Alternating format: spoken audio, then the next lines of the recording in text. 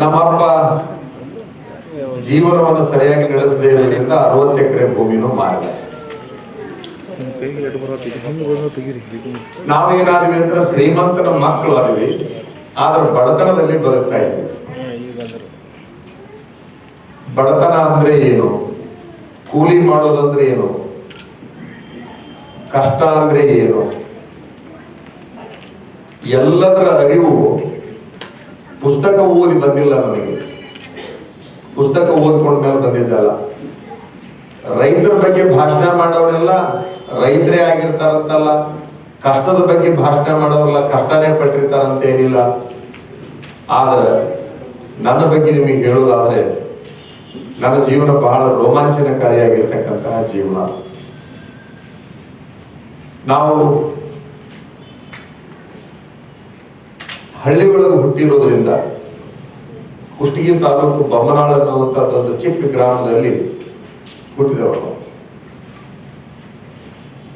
ನಾವೆಲ್ಲ ನಮ್ಮ ಗೆಳೆಯರು ಕೂಡ ಆ ಗೆಳೆಯರು ಸಗಣಿ ತಂದುಕೊಂಡು ತಿಪ್ಪಿಗೆ ಹಾಕಕ್ ಹೋಗ್ಬೇಕಾದ್ರೆ ನಮ್ಮ ಅಜ್ಜನ ಕಾಲಕ್ಕೆ ನಾವು 16 ಎತ್ತಿದ್ವು ಅಂತ ಕೇಳ್ತಿದ್ವಿ. ನಾವು ನೋಡಿಲ್ಲ.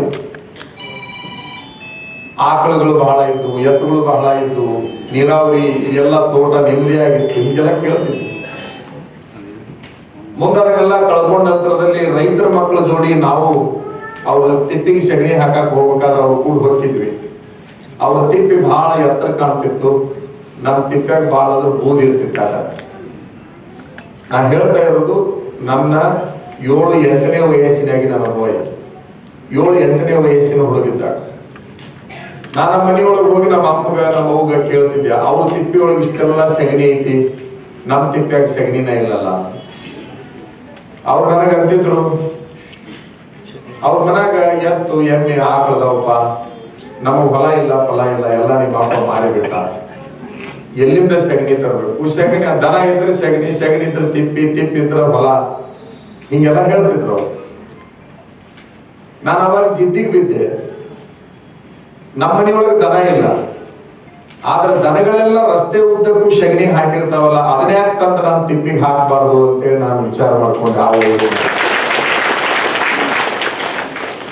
ಆ ರಸ್ತೆ ಗುಂಟ ಬೆಳಗ್ಗೆ ಹೋಗ್ತಿದ್ದೆ, 2 ದೊಡ್ಡ ಪುಟ್ಟಿ ಸಗಣಿ ತಗೊಂಡು ಹೋಗ್ತಿದ್ದೆ ನಾನು. ಅದರ ನಂತರದಲ್ಲಿ ಯಾವ ಬಿದ್ದು ನಾವು ಸ್ವಾಮಿಗಳಾಗಿರೋದ್ರಿಂದ ಯಾರೋ ಮೂಲ ನಕ್ಷತ್ರ ಶಾಂತಿಗಾಗಿ ಒಂದು ಸಾಯ್ತೈತೆ ಬದುಕ್ತೈತೆ ಅನ್ನುವಂಥದ್ದು ಒಂದು ಆಕಳ ಕರ ತಂದ್ಬಿಟ್ರು ಅವ್ರು. ಈ ಸ್ವಾಮಿಗಳಿಗೆ ಮೂಲ ನಕ್ಷತ್ರ ದೋಷಕ್ಕೆ ಒಂದು ಆಕಳ ದಾನ ಮಾಡ್ಬೇಕಂತ ಐತಿ. ನಮ್ ಜನರು ಎಷ್ಟು ಶಾನ್ಯರಾಗ್ಯಾರಪ್ಪ ಅಂತಂದ್ರ, ಈ ತಾಮ್ರದ್ದು ಒಂದು ಆಕಳ ಸಿಗ್ತೈತಿ, ಜೊಂಬರು ಬೆಳೆದು ಅದ್ರ ತಳಗ್ ಕರ ಇರ್ತೈತಿ, ಅದನ್ನ ದಾನ ಮಾಡಕ್ಕೆ. ಅಂದ್ರೆ ಆಕಳ ಕರ ಕೊಟ್ಟಂಗ ಆಗ್ಬೇಕಾದ್ರೆ ಈಗ ಸಗಣಿ ಹಾಕೋದು ಅಲ್ಲ, ಹಿಂದಲ್ಲ, ಜೊಂಬರು ಬೆಳೆ ಆಕಳ ಸಗಣಿ ಹಾಕತ್ತ ಕೊಡಂಗಿಲ್ಲ.